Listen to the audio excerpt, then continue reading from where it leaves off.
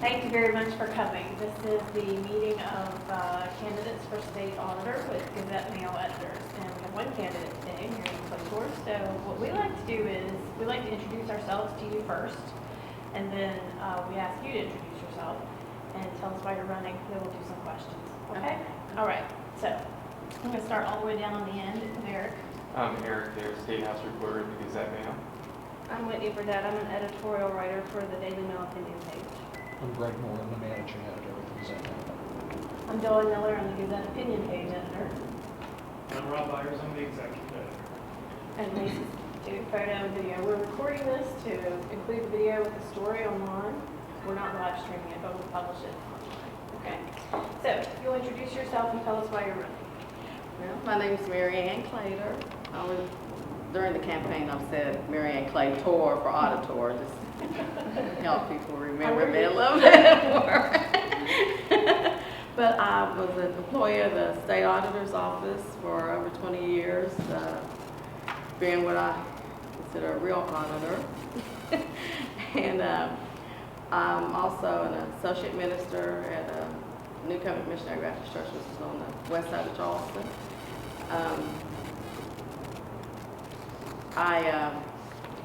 I was raised by in the holler up in Cabin Creek, West Virginia. Actually, Estelle. I don't let we all generalize all the time and say Cabin Creek, but it's actually Estelle, West Virginia. Daughter of a coal miner. My mom was a stay-at-home mom, so I guess we were probably the traditional family of that era. I don't know what more you want me to say. Tell us why you got into the race. Oh, okay. Well, I had to resign 2.5 years ago because my son came down with a illness that they're still having trouble determining what it is. A lot of the doctors have pretty much given up on him. It paralyzed him and affected his ability to communicate. So while we were pretty much living in Virginia because he had a liver transplant when he was 20, and that's where his doctors were. And when you have a liver transplant, you're already complicated, so it makes it even harder. So I decided that it was probably best if I resigned so that I could get a handle on that situation.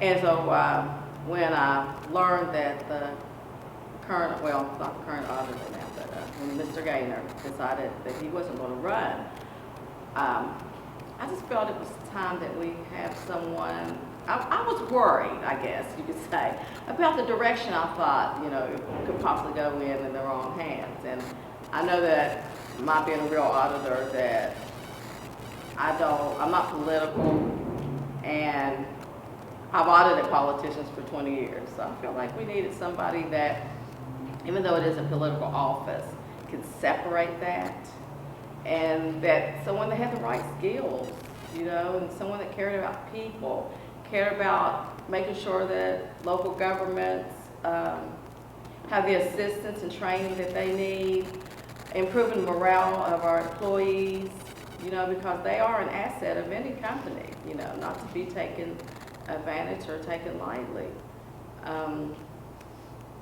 Someone with I wouldn't have to rely as much on information other people are feeding you, because it wouldn't just be a delegation of duties, because I would understand governmental accounting. Governmental accounting is totally different than even, financial accounting. I've had to train many people over my career that have came from the private sector, and for them to understand, the rules and regulations that deal with governmental accounting. And so I just thought it was time for us to have a real change and not more of the same. So I was just concerned about the auditor's office, something that I love, because I love working there. I love the work that I did. Okay, so are there any specific changes in the office that you know that you'd like to make? The majority of the things that are at the top of my list are more of improvements. Like, I'm a user of accounting information within our system as an auditor. And we do need full transparency. With our OASIS system, it's taking us back a step, but you always have, you know, problems when you're transitioning to a new program.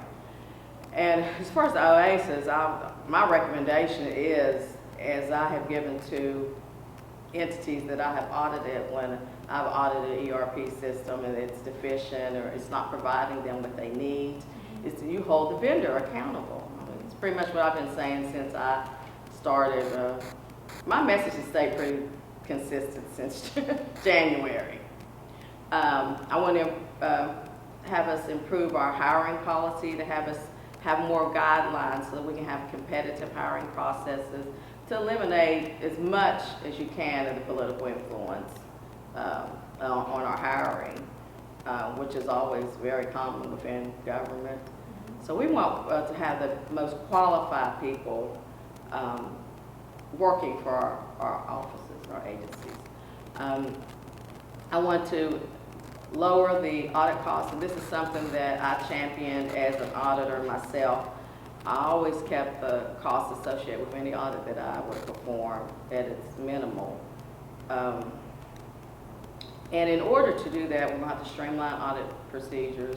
We're going to have to increase the training of local governments, because the more prepared the entities are that are being audited, the lower then you can, that affects the cost, because it lowers the amount of time that's required. I want to offer local governments, we don't want to push anything on local governments, but offer them the options of satellite training for those that can't afford it. I want to also you just help make that auditing process, you know, more friendly, but they understand. Like if you talk to anybody I've ever audited, they'll say, she makes it fun, even though she hands you your finding. You know, because I don't think we're there to be wardens, you know, and make someone feel uncomfortable. We're there to let them know problems that we have encountered, but to offer solutions to the problem. I think that is the greatest asset any auditor can offer to, you know, someone that they're auditing. You know, not just in there just to lay the hammer down, but in there to also to try to, you know, improve it so that when you come back the next year, then that'll help lower the cost, you know, as well.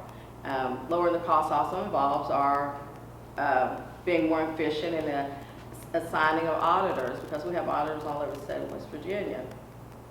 So we sometimes will send someone from the Eastern Panhandle all the way down to the southern part of the state to do an audit, and you know, that's going to cost more to the entities. So I want to be more efficient in those type of things, streamlining, you know, the audit procedures and controlling the travel cost, and helping prepare the local governments more efficiently so that they can, you know, get their audit done in more of a timely manner and get those things out. Come back to it. Okay. More, 'cause I will ask you, Okay. just to follow up a little bit, why would you send an auditor from across one side of the state to the other? Is there a good reason to do that? No. No. Well, I think it has a lot to do with the overseeing the auditors, that if you don't have someone that is causing you to do your job properly, it will go amok. Okay. And so if we hold those that are supervisors over our employees to the same level that we hold our lower level employees, I think things like that wouldn't occur as much. There may be times that might be the only person available based on the work that's, you know, available, but it has a lot to do with you know, training of, we have a lot of turnover in our staff, so we have a lot of young staff. So sometimes you may have to send someone that's more experienced that might be in another part of the state also. Okay. Yes. And you kind of touched on this a little bit in your introduction and in your previous answer. about political influence. Do you think, given the functions of the auditor's office, that it needs to be a political office, or should an auditor be appointed or elected on a nonpartisan basis, or something like that? What are your thoughts on that? If you would have asked me that before I ran for auditor, I would say it shouldn't be a political position. But after running, I realized that it does need to be something that the people have a decision in, because if we had someone that wasn't elected, then it would be left up to the governor to appoint that person. Well, you're back into the politics, and then you'd have one person in charge of who our auditor is. And I always kind of lean towards the bipartisan issues also, but when you get out here and you start running, people are still trying to figure out if you're a Democrat or Republican.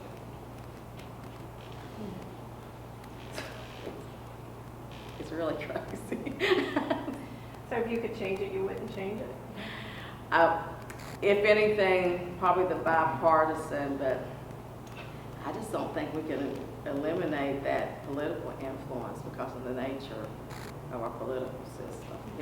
If we could guarantee that it would be fair, that people would be able to run based on their merits, based on their skills, and not be, because I'm pretty, as far as me, I'm pretty bipartisan probably. I mean, No, I'm sorry. yeah. Yeah, nonpartisan. I'm pretty, I'm not political. Okay. Were you at the office, were you working there when that scam came through and was perpetuated on the office? I was there, and I think this is one of the reasons that Mr. Gaynor moved to tightening the website where people have to sign up and log in. It's been a while, so I can't remember exactly what had happened, but my understanding is he did recover a lot of the money that was. Were you working there at the time? I was working there at the time. Did you have anything to do with that? Was that your department? No, Something no. like that? Do you have any ideas upon what he's done? And is there more to do to safeguard the state in that respect? I'm sure there's always more to do. Do you have ideas on that? Yeah, I would have to evaluate, since now we are in a new system, because they went to the Oasis. So I would have to be able to evaluate, and that's one thing you do as an auditor. You evaluate internal controls within computer systems that deal with accounting information. So that would be one of the things that I would do, is to evaluate the Oasis system and the safeguards and make sure that we'll deter as much fraud as we possibly can. I mean, you can't totally eliminate it, but we need somebody that actually will be able to, if someone brings an idea to me, that I know the questions to ask. And that's the part of being a good leader, is knowing those questions to ask. Okay, well, you say we're going to do this. Well, what about this? Well, kind of thing. Just what I've done is probably as an auditor when I have to evaluate the systems of the entities that we are. You're not a fan of the change to bi-weekly pay. No. Okay, can you explain that to me? Because honestly, I know a lot of people are upset about this, but it seems to me at the end of the year, you're getting the same amount of money as a state employee, whether you get it over 24 semi-monthly paychecks or 26 bi-weekly paychecks. I mean, you still get the same number of dollars at the end of the year. So what's the issue? My issue is I'm concerned about the individual worker and their budgets. No one lives over a year. They live from paycheck to paycheck based on the money that they're promised as you come into work. You decide, can I accept that job based on the amount of pay that I'm going to be bringing home every payday? So the big concern that I had was for those people who were already struggling to make their ends meet. If you cut them even $5 and they're already struggling, all we hear about are those people that are making over $80,000 a year. you know, they can handle that. Well, if they budget if they were budgeting their money within their means, they should have been able to handle that. But we have people working for government that could go and get assistance, you know, on welfare. So, but they're proud, and they won't go and do that. So that's my concern. Someone asked me if I would change it, and I said I would rather do a survey. Now that it's been changed, I would rather do a survey of all of the employees, and then we make a determination after we get see what those people who are being affected. You know, now you can adjust your budget. Maybe they're doing, you know, they might be okay. Because I like automation. I like the systematic, you know, every 2 weeks. I'm not against that. What I was against was just people having to adjust their budgets. They were already struggling. That's the part that I was against. If they don't like it, then what would you do? If the majority of the employees were to come back and say that they did not like it and that it was still causing them a hardship, then I'd have to evaluate the cost of us converting back. Because I believe employees should have a say in something. But then ultimately, you know, you gotta look at the cost, you gotta look at the system. Because there are still some employees, I guess the Supreme Court, they're still fighting, and they haven't went yet. But we have to be consistent, though. We can't just say, okay, you don't want to be on it, so we'll switch you back. You know, we won't. I wouldn't do anything like that.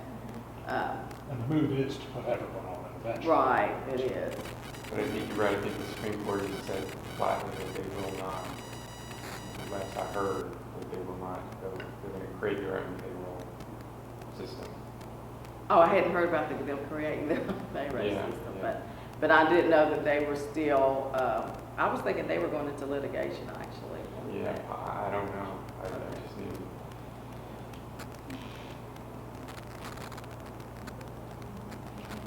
I can ask another one, sure. Okay. Marion, the legislature has talked about trying to fill the $300 million or whatever it is budget hole with these special revenue account sweeps. There's been talk that they're going to enlist the auditor's office for help with that sweep. What role do you think the auditor's office should play in those agency revenue account sweeps? Well, I think that we would be the best ones to evaluate what hasn't been encumbered, because sometimes I think people don't realize, you know, amounts left in lines that they have been encumbered for other purpose, you know, for a purpose that didn't get spent that year. So it's being over the financial reporting, I think we should play an integral part into any of the decision making. Of course, the ultimate decision would be up to the legislature.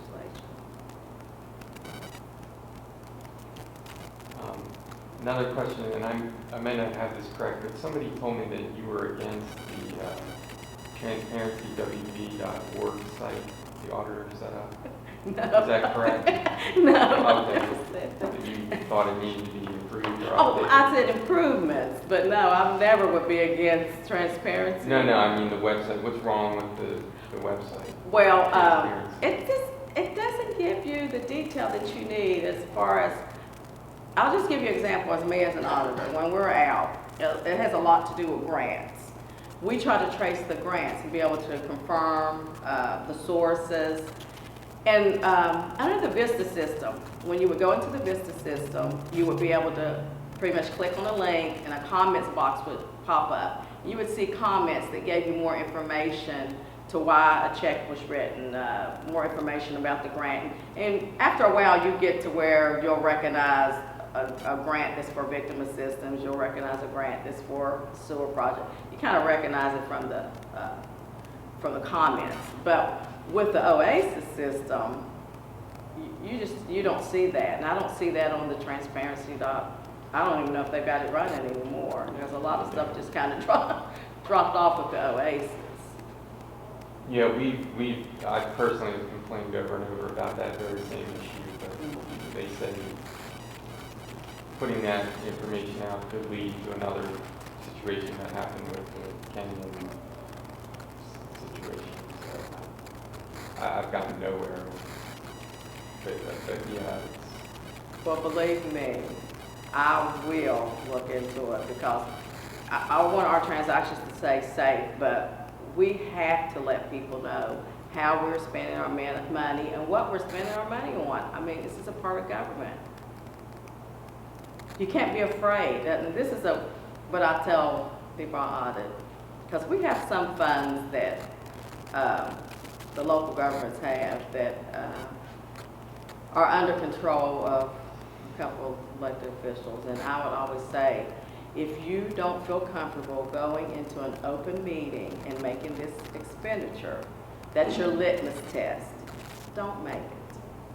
So I feel like if we expose expenditures of, because you can't see specific. I've had people come to me and ask me about the Bill Cole commercial, about the shopping thing. And I said, honestly, I said they had to FOIA that. I don't know how you could see that information to know if it's true or if it's not true or not. I mean, I don't know where they would have to FOIA it because then someone on the inside had to have leaked that information that those purchases were going on. I mean, I don't know how they would have came across that. But we don't want to have to rely on leaks and things like that. We want the citizens to be able to go and look at it themselves and be able to find out how we're spending our money. And if it doesn't shame people into spending the money the right way, then I don't think there's any help for them, to be honest. Alrighty. I would like to go back and talk about Oasis. Okay. We certainly had it talked up to us in the past. So can you tell me specifically what you don't like about it? And when you say the solution is to hold the vendors accountable, can you tell me what that would look like if you were auditor, what you would do? Well, I'm hoping that whoever wrote the bid specifications knew something about accounting. I haven't seen it, so I'm hoping that there is something in there that we will be able to hold them accountable for giving us a product that we are supposed to be able to use because there's too much money that's been spent. But it's hard for me to really answer exactly what I would do because I don't know what they wrote in the bid specification on what was supposed to be brought to us. I understand it's supposed to be, which is the purpose of any ERP system, is so that everyone will be, it'll be in a central location and everyone will be able to work off the same system, you know, so, because it's always better if systems can talk to each other. So when you have different agencies having different products from different sources, you know, it does complicate, you know, systems. Most systems work better if they can communicate together. And, so I am concerned about how the specifications were written. Okay. I'm hoping that it's just that there, as with everything, that there will be a loophole in there that we will be able to hold them accountable for the product that they sold. what are the specific problems you have with the Oasis? I think am I right, they spending 120 million on that so far? Or? I don't know where the number is now, but last, Something like that. yeah. What are the, I've had a lot of people complain that it's taken longer for them to do their daily tasks. okay. Of course, you know, my big thing was the transparency, because that's mainly what I dealt with, was the, where I felt like it had taken us backwards. But you're going to have that any time that any type of change. I mean, you're going to have some adjusting that has to go on. We just want to make sure that we're getting what we paid for. And hopefully with such a large purchase that we did have somebody in there that understood that there is an accounting system and that there are certain controls that need to be in place to make sure that it deters fraud, you know, and that we can be transparent, you know, with our information. Anything else, Wendy? Eric, is there anything else you need? No, I'm good. Okay, all right. Well, thank you so much for coming to see us today. Thank you for allowing me.